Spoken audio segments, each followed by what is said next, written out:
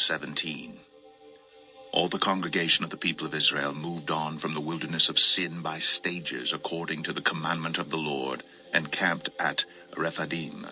But there was no water for the people to drink. Therefore the people quarreled with Moses and said, "Give us water to drink."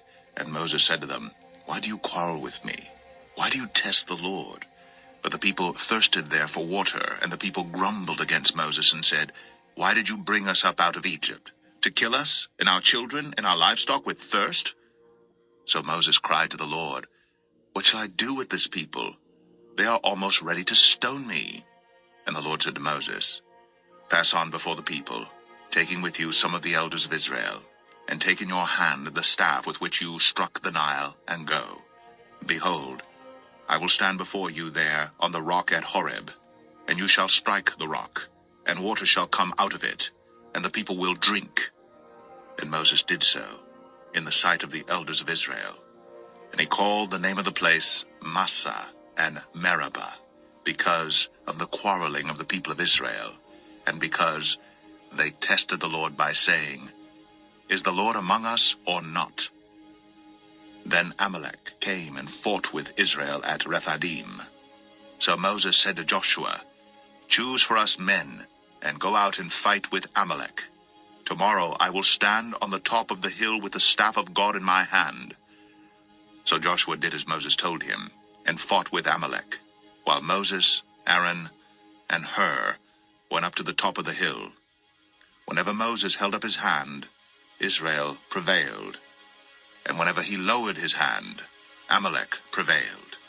But Moses' hands grew weary, so they took a stone and put it under him, and he sat on it, while Aaron and Hur held up his hands, one on one side and the other on the other side, so his hands were steady until the going down of the sun. And Joshua overwhelmed Amalek and his people with the sword. Then the Lord said to Moses, "Write this as a memorial in a book, and recite it in the ears of Joshua, that I will utterly blot out the memory of Amalek from under heaven." And Moses built an altar and called the name of it, "The Lord is my banner," saying, "A hand upon the throne of the Lord. The Lord will have war with Amalek from generation to generation." Exodus 18. Jethro, the priest of Midian, Moses' father-in-law, heard of all that God had done for Moses and for Israel his people, how the Lord had brought Israel out of Egypt. Now Jethro, Moses' father-in-law, had taken Zipporah, Moses' wife, after he had sent her home along with her 2 sons. The name of the one was Gershom, for he said, "I have been a sojourner in a foreign land." And the name of the other, Eleazar, for he said, "The God of my father was my help, and delivered me from the sword of Pharaoh." Jethro, Moses' father-in-law, came with his sons and his wife to Moses in the wilderness, where he was encamped at the mountain of God. And when he sent word to Moses, "I, your father-in-law Jethro, am coming to you with your wife and her 2 sons with her," Moses went out to meet his father-in-law and bowed down and kissed him. And they asked each other of their welfare, and went into the tent. Then Moses told his father-in-law all that the Lord had done to Pharaoh and to the Egyptians for Israel's sake, all the hardship that had come upon them in the way, and how the Lord had delivered them. And Jethro rejoiced for all the good that the Lord had done to Israel, in that he had delivered them out of the hand of the Egyptians. Jethro said, "Blessed be the Lord, who has delivered you out of the hand of the Egyptians and out of the hand of Pharaoh, and has delivered the people from under the hand of the Egyptians.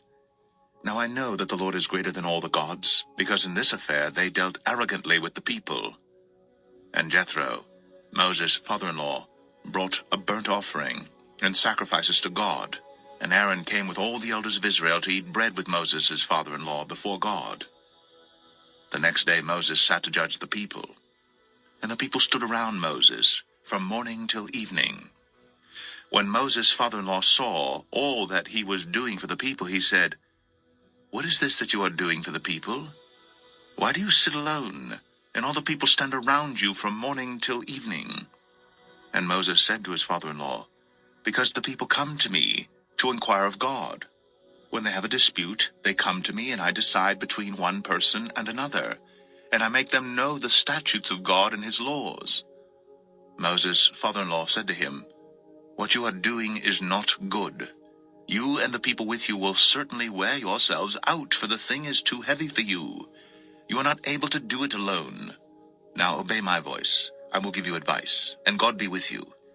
You shall represent the people before God, and bring their cases to God, and you shall warn them about the statutes and the laws, and make them know the way in which they must walk, and what they must do.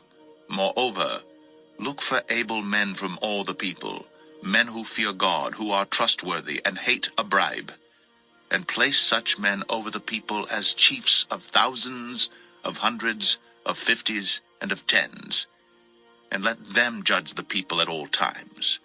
Every great matter they shall bring to you, but any small matter they shall decide themselves. So it will be easier for you, and they will bear the burden with you. If you do this, God will direct you.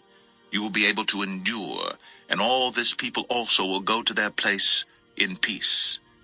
So Moses listened to the voice of his father-in-law, and did all that he had said. Moses chose able men out of all Israel, and made them heads over the people, chiefs of thousands, of hundreds, of fifties, and of tens. And they judged the people at all times.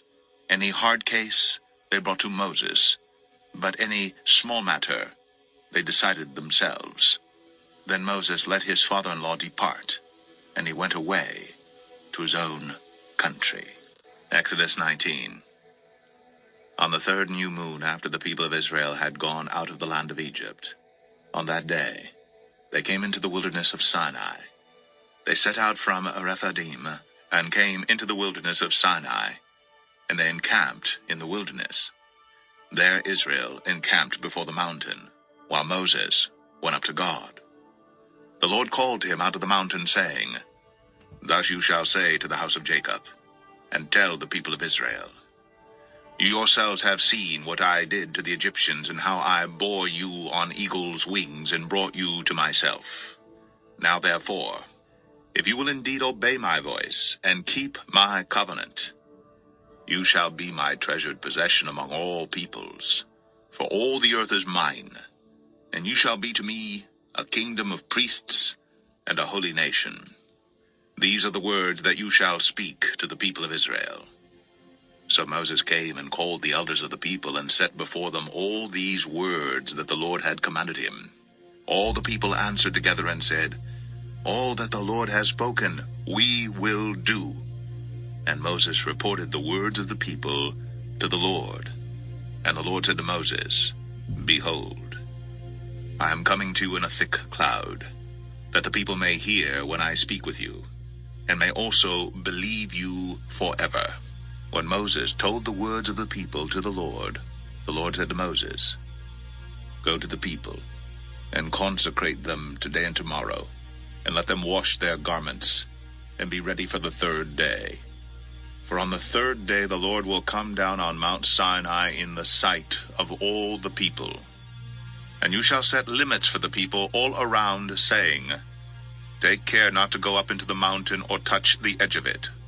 Whoever touches the mountain shall be put to death. No hand shall touch him, but he shall be stoned or shot. Whether beast or man, he shall not live. When the trumpet sounds a long blast, they shall come up to the mountain." So Moses went down from the mountain to the people, and consecrated the people, and they washed their garments. And he said to the people, "Be ready for the third day. Do not go near a woman."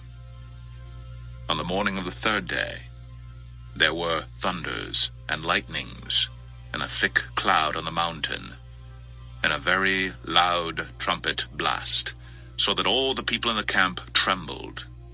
Then Moses brought the people out of the camp to meet God, and they took their stand at the foot of the mountain. Now Mount Sinai was wrapped in smoke, because the Lord had descended on it in fire. The smoke of it went up like a smoke of a kiln, and the whole mountain trembled greatly. And as the sound of the trumpet grew louder and louder, Moses spoke, and God answered him in thunder. The Lord came down on Mount Sinai to the top of the mountain, and the Lord called Moses to the top of the mountain, and Moses went up. And the Lord said to Moses, Go down and warn the people, lest they break through to the Lord to look, and many of them perish. Also let the priests who come near to the Lord consecrate themselves, lest the Lord break out against them. And Moses said to the Lord, The people cannot come up to Mount Sinai, for you yourself warned us, saying, Set limits around the mountain, and consecrate it. And the Lord said to him, Go down, and come up, bringing Aaron with you. But do not let the priests and the people break through to come up to the Lord, lest he break out against them. So Moses went down to the people and told them. Exodus 20. And God spoke all these words, saying, I am the Lord your God, who brought you out of the land of Egypt, out of the house of slavery. You shall have no other gods before me. You shall not make for yourself a carved image, or any likeness of anything that is in heaven above, or that is in the earth beneath, or that is in the water under the earth. You shall not bow down to them or serve them. For I, the Lord your God, am a jealous God, visiting the iniquity of the fathers on the children to the third and the fourth generation of those who hate me, but showing steadfast love to thousands of those who love me and keep my commandments. You shall not take the name of the Lord your God in vain, for the Lord will not hold him guiltless who takes his name in vain. Remember the Sabbath day, to keep it holy. 6 days you shall labor, and do all your work.